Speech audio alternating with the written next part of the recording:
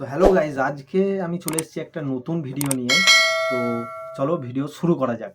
তো আজকে আমি যেটা নিয়ে আলোচনা করব, এই দুদিন ধরেই একটা বিশাল সোশ্যাল মিডিয়ায় একটা বিশাল ভিডিও ভাইরাল হচ্ছে, যেটা হচ্ছে কি না মিমি চক্রবর্তীকে নিয়ে। মিমি চক্রবর্তী হচ্ছে, তোমরা সবাই জানো অলরেডি, মিমি চক্রবর্তী হচ্ছে আমাদের বাংলার হচ্ছে একটা নায়িকা, অ্যাক্ট্রেস।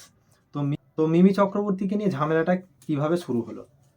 বনগাঁ থানার অন্তর্গত একটি গ্রাম, সেই গ্রামে মিমি চক্রবর্তীর একটা অনুষ্ঠানের আয়োজন করা হয়। তো সেই গ্রামের সদস্যরা, মানে সেই ক্লাবের সদস্যরা মিমি চক্রবর্তীকে সেখানে আসার জন্য আবেদন জানান।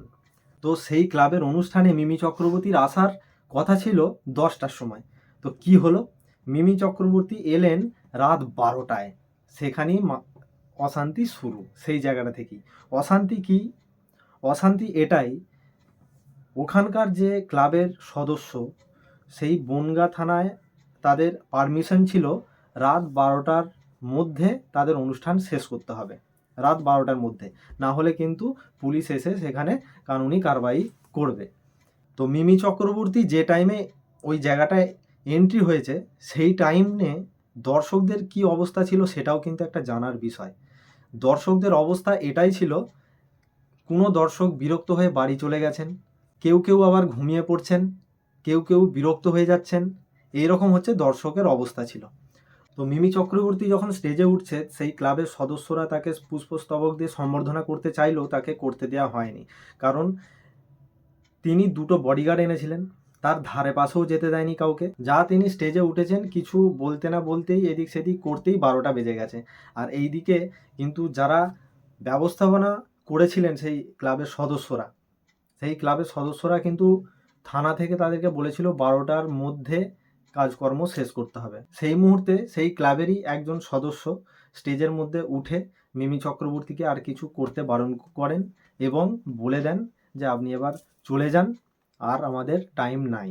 এরপর যদি কিছু করা হয় থানার লোক আসবে, এসে হয়তো তাদের এই সব জিনিসগুলো করবে।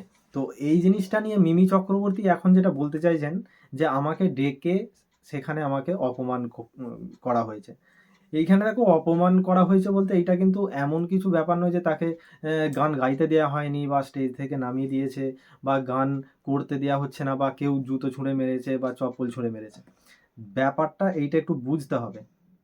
তাদের টাইম ছিল রাত 12টা পর্যন্তই, লাস্ট যা অনুষ্ঠানের টাইম ছিল লাস্ট 12টা পর্যন্ত।